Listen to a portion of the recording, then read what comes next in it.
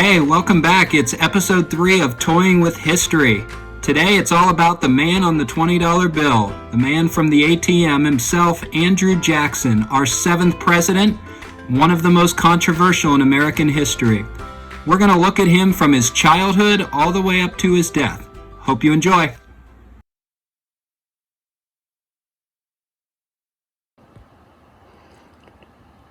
Andrew Jackson was the son of Irish immigrant parents who had come to America 2 years before his birth. He had 2 older brothers, but unfortunately never knew his father, who passed away shortly before his birth. His mother had hoped for him to be a Presbyterian minister, but quickly gave up hope of that when she found her son had a love of cursing, fighting, and was an overall practical joker. At the age of just 13, Andrew Jackson and his 2 brothers joined the Patriot cause in fighting the British in the Revolutionary War. His oldest brother, Hugh, died of heat stroke in a battle in 1779, leaving he and his older brother, Robert, to be captured in battle in 1781. While in captivity at the prison, a British officer ordered Andrew to polish his boots. Wait, what? What's the problem? Sorry.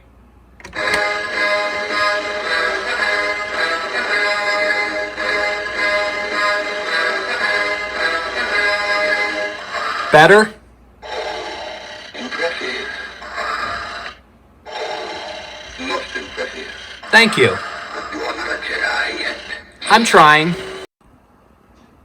When Andrew refused, the officer slashed his face with his sword, and in this moment, Andrew Jackson developed a lifelong hatred for the British. While in prison, Andrew and his brother Robert contracted smallpox and became gravely ill. Their mother, knowing their condition, was able to negotiate their release to try to save her son's lives. Jackson survived his bout with smallpox, but his brother did not. And sadly, his mother later died of disease helping other sick soldiers, leaving Andrew as an orphan at the age of 14.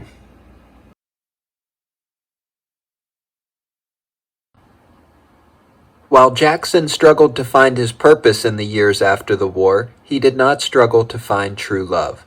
He met, instantly fell in love with, and later married Rachel Donaldson.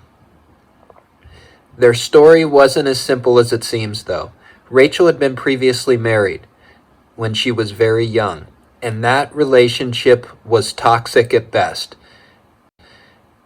At the time Andrew and Rachel married, her first marriage had not been officially dissolved. Because of this, it led to controversy, them eventually remarrying, and it would be a story that would follow Jackson in his rise to political power. Jackson's love of drinking, gambling, and fighting were not a good mix.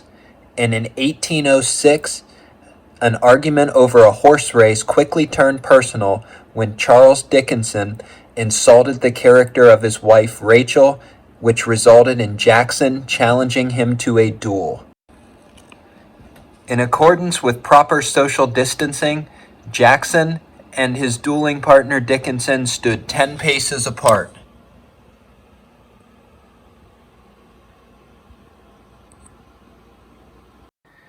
Dickinson was known as an excellent marksman, and with the first shot, he did not miss. He hit Jackson square in the chest. Miraculously, the bullet somehow went between Jackson's heart and lung and did not kill him. Jackson somehow steadied himself from the shot. He didn't have the nickname Old Hickory for his toughness for nothing. Leveled his weapon, fired, and killed Dickinson. While Jackson was surely happy to have won the duel, his honor took a huge hit from the affair, and he retreated back to Tennessee to figure out his next move with Rachel. Jackson's role as a national superstar was solidified during the War of 1812. In 1814, he was sent to New Orleans to defend the town from the British, with one problem. He was given no men to do so with. Jackson quite literally walked the streets of New Orleans recruiting soldiers. In the end, he amassed a force of about 5,000 volunteer militia, free blacks, Creoles, Native Americans, and even some pirates. Jackson carefully searched the land in and around New Orleans for the perfect defensive spot where the British would have to hit him. Jackson ultimately chose a piece of ground behind an old canal cut between the Mississippi River and a swamp. The deep cut provided a strong defensive position for his men, and the swamp and the river forced the British into a narrow, full frontal assault.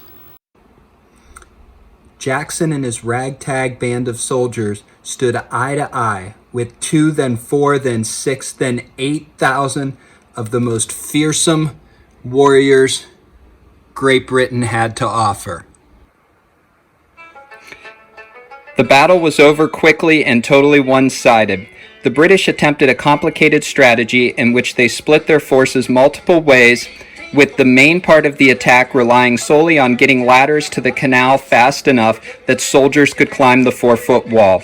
When soldiers forgot their ladders, it threw the entire attack into disarray. Jackson's men were totally dominant. They suffered just 60 casualties against 2,000 British casualties. Despite the battle being after the treaty officially ending the war, Jackson was propelled into superstardom. He became the second most famous American general, only bested by George Washington himself.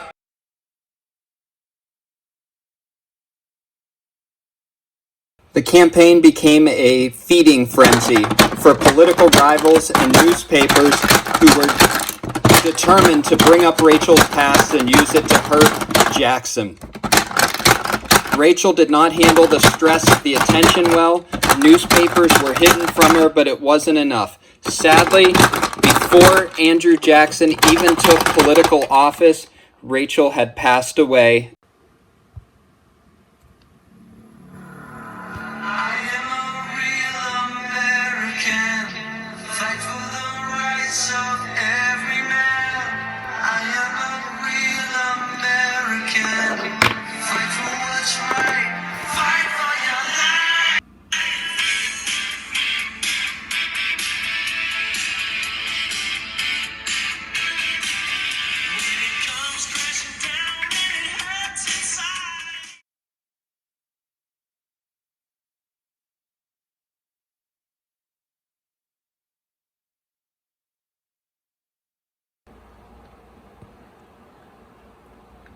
How dare you appear before the president like that? Who are you?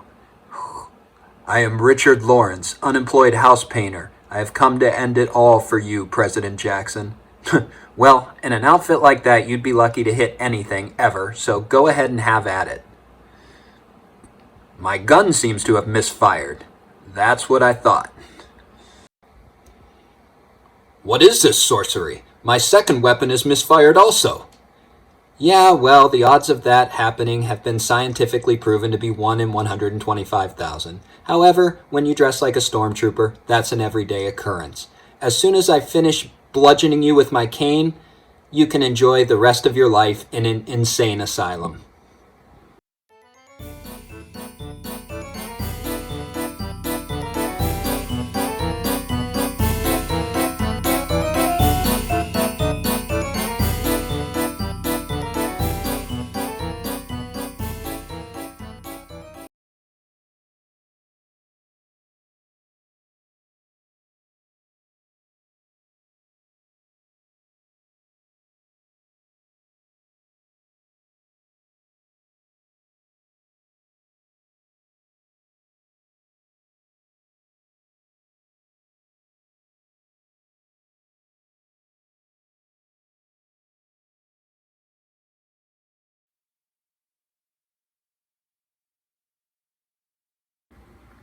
Jackson died peacefully at home 8 years after leaving office. His funeral was not without incident, though. His beloved pet parrot, Pole, was there to pay respects, but Pole had learned many of the words that Andrew Jackson liked to use on a daily basis.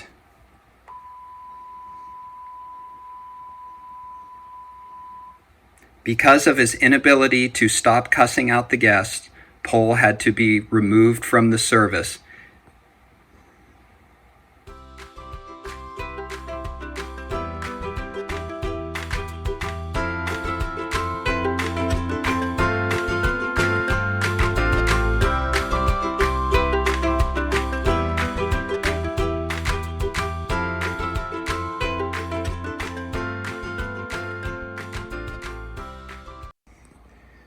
I mean, this pile makes total sense to me, but God, I gotta get out more.